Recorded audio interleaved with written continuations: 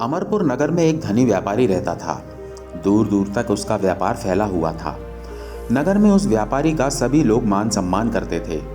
इतना सब कुछ होने पर भी वो व्यापारी अंतर मन से बहुत दुखी था, क्योंकि उस व्यापारी का कोई पुत्र नहीं था। दिन रात उसे एक ही चिंता सताती रहती थी। उसकी मृत्यु के बाद उसके इतने बड़े व्यापार और धन संपत्ति को कौन संभालेगा। पुत्र पाने की इच्छा से वो व्यापारी प्रति सोमवार भगवान शिव की व्रत पूजा किया करता था। सायंकाल को व्यापारी शिव मंदिर में जाकर भगवान शिव के सामने घी का दीपक जलाया करता था।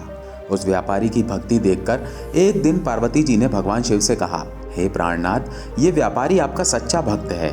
कितने दिनों से ये सोमवार का व्रत और पूजा नियमित कर रहा है। भगवान, आप इस व्यापारी की मनोकामना अवश्य पूर्ण करें। भगवान शिव ने मुस्कुराते हुए कहा, हे पार्वती, इस संसार में सबको उनके कर्म के अनुसार ही फल की प्राप्ति होती है। प्राणी जैसा कर्म करते हैं उन्हें वैसा ही फल प्राप्त होता है। इसके बावजूद पार्वती जी नहीं मानी। उन्होंने आग्रह करते हुए कहा, नहीं प्राणनाथ, आपको इस व्यापारी की इच्छा पूरी करनी ही पड़ेगी। ये आपका अनन्य भक्त है। प्रति सोमवार आपका विधिवत व्रत रखता है और पूजा अर्चना के बाद आपको भोग लगाकर एक समय भोजन ग्रहण करता है। आपको इसे पुत्र प्राप्ति का वरदान देना ही होगा। पार्वती जी का इतना आग्रह देखकर भगवान शिव ने कहा, तुम्हारे आग्रह पर मैं इस व्यापारी को पुत्र प्राप्ति का वरदान देता हूँ, लेकिन इसका पुत्र 16 वर्ष से अधिक जीवित नहीं रहेगा। उसी रात भगवान शिव ने स्वप्न में उस व्यापारी को दर्शन देकर उसे पुत्र प्राप्ति का वरदान दिया और उसके पुत्र के 16 वर्ष तक जीवित रहने की बात भी बताई। भगवान के वरदान से व्यापारी को खुशी तो हुई, लेकिन पुत्र की अल्पायु की चिंता ने उस खुशी को नष्ट कर दिया। व्यापारी पहले की तरह सोमवार का विधिवत व्रत करता रहा। कुछ महीने पश्चात उसके घर अति सुंदर पुत्र उत्पन्न हुआ। पुत्र जन्म से व्यापारी के घर में खुशियां भर गईं। बहुत धूमधाम से पुत्र जन्म का समारोह मनाया गया। व्यापारी को पुत्र जन्म की अधिक खुशी नहीं हुई, क्योंकि उसे पुत्र की अल्पायु के रहस्य का पता था। ये रहस्य घर में किसी को नहीं मालूम था। विद्वान ब्राह्मणों ने उस पुत्र का नाम अमर रखा। जब अमर 12 वर्ष का हुआ तो शिक्षा के लिए उसे वाराणसी भेजने का निश्चय हुआ। व्यापारी ने अमर के मामा दीपचंद को बुलाया और कहा कि अमर को शिक्षा प्राप्त करने के लिए वाराणसी छोड़ाओ। अमर अपने मामा के साथ शिक्षा प्राप्त करने के लिए चल दिया। रास्ते में जहां भी अमर और दीपचंद रात्रि विश्राम के लिए ठहरते, वहीं यज्ञ करते और ब्राह्मणों को भोजन कराते। लंबी यात्रा के बाद अमर और दीपचंद एक नगर में पहुंचे। उस नगर के राजा की कन्या के विवाह की खुशी में पूरे नगर को सजाया गया था। निश्चित समय पर बारात आ गई, लेकिन वर का पिता अपने बेटे के एक आंख से काने होने के कारण बहुत चिंतित था। उसे इस बात का भय सता रहा था कि राजा को इस बात का पता चलने पर कहीं वो विवाह से इनकार न कर दे, इससे उसकी बदनामी होगी। वर के पिता ने अमर को देखा तो उसके मस्तिष्क में एक विचार आया। उसने सोचा, क्यों न इस लड़के को दूल्हा बनाकर राजकुमारी से विवाह करा दूं। विवाह के बाद इसको धन देकर विदा कर दूंगा और राजकुमारी को अपने नगर में ले जाऊंगा।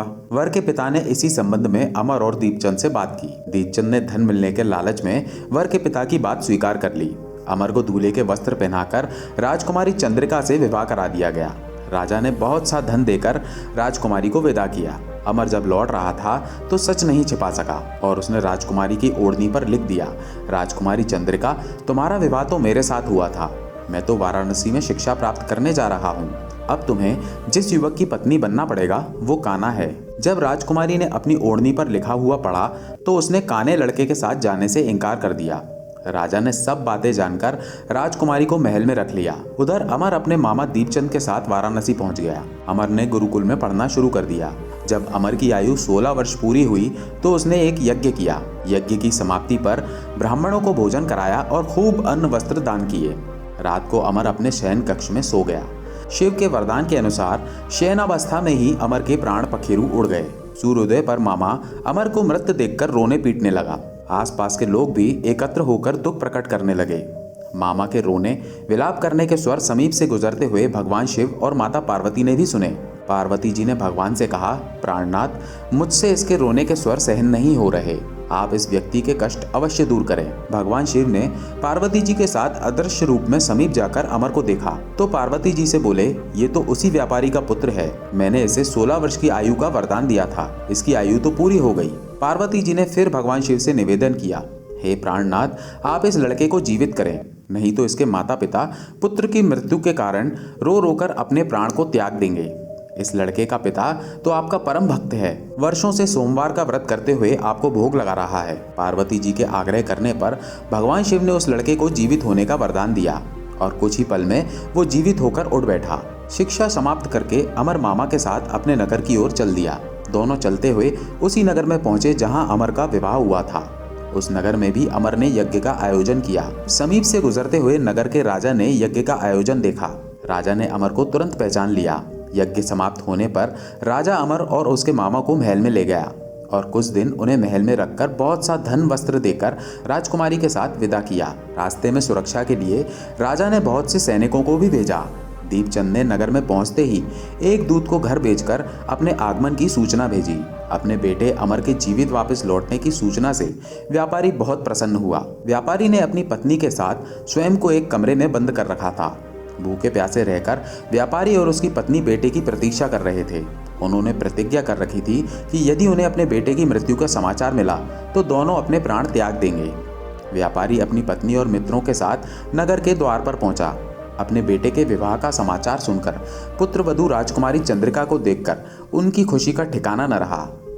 उसी रात भगवान शिव ने व्यापारी के स्वप्न में आकर कहा, मैंने तुम्हारे सोमवार के व्रत करने और व्रत कथा सुनने से प्रसन्न होकर तुम्हारे पुत्र को लंबी आयु प्रदान की है। व्यापारी बहुत प्रसन्न हुआ। सोमवार का व्रत करने से व्यापारी के घर में खुशियां लौट आईं। शास्त्रों में लिखा है कि जो स्त्री पुरुष सोमवार का विधिवत व्रत करते हैं और व्रत कथा सुनते हैं, उनकी सभी मनोकामनाएं पूर्ण होती हैं।